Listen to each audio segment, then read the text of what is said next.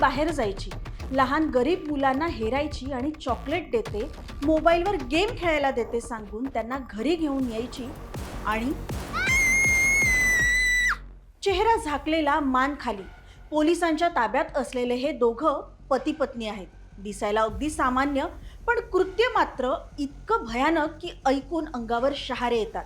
हे तेच दाम्पत्य आहे जे निष्पाप मुलांना आपल्या जाळ्यात ओढायचे, त्यांच्यावर अत्याचार करायचे, त्यांचे अश्लील व्हिडिओज आणि फोटोज तयार करायचे आणि मग ते डार्क वेबच्या माध्यमातून परदेशात विकायचे.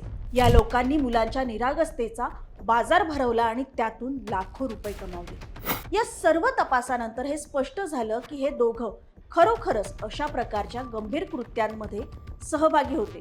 त्यानंतर या प्रकरणात सीबीआयने पॉस्को न्यायालयात 74 साक्षीदार सादर केले. अखेर पॉस्को न्यायालयाचे न्यायाधीश प्रदीप कुमार मिश्रा यांनी निकाल सुनावला आणि दोन्ही पती पत्नींना फाशीची शिक्षा ठोठावली.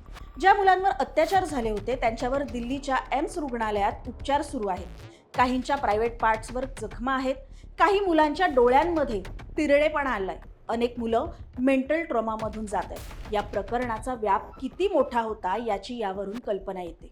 इतक्या मोठ्या प्रमाणावर आणि इतक्या गंभीर स्वरूपात मुलांचं शोषण करण्यात आलं आहे की यात दोन्ही आरोप्यांना न्यायालयाने मरेपर्यंत फाशीची शिक्षा सुनावली. ही शिक्षा कठोर आहे, पण प्रश्न इतक्यावर थांबत नाहीये. खरी लढाई आहे ती अशा विकृत मानसिकतेविरुद्ध. कारण प्रत्येक मूल सुरक्षित असेल तरच समाज सुरक्षित राहील. पूर्ण व्हिडिओ बघण्यासाठी HBT मराठीच्या YouTube चॅनलला नक्की व्हिजिट करा.